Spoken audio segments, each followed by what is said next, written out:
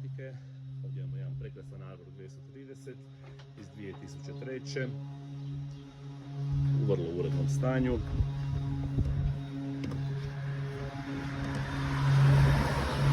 Električno sidro na vitlu, lanac i sidro.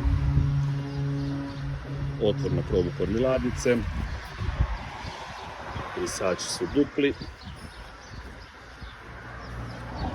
Sklopive klupe u kokpitu.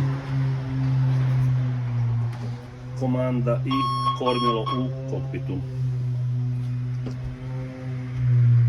Prekrasna kabina sa malom kuhinjom, sudoperom. Velika dva komfortna ležaja, duplo skipersko sjedalo.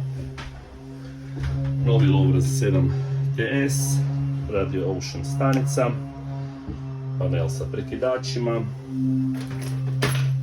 Quick off vinč, 650 radnih sati. Sa brodom dolaze sva uputstva, svi manuali od svih uređaja koji su ugrađeni.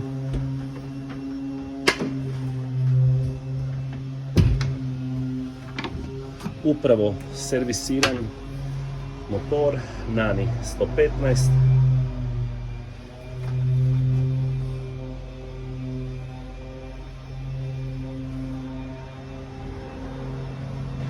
Sistem duplih baterija sa sklopkom.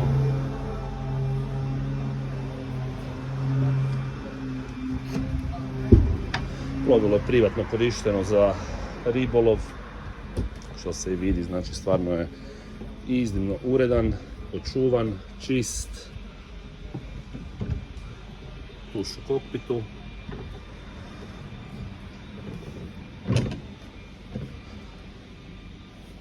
Integrirana platforma sa nosačem pomoćnog motora i ljestvama. Podvodni dio kompletno ispiskaren, novi cinkovi, novi anti-fouling, trup kompletno strojno ispoliran. Znači na plovilu nema jedne ogrebotine, jedne crtice ili krace.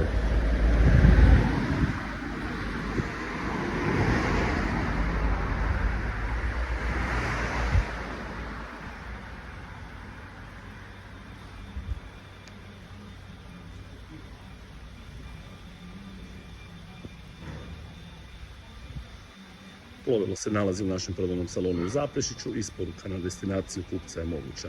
Za više informacija slobodno navratite, pogledajte brod uživo ili nas kontaktirajte.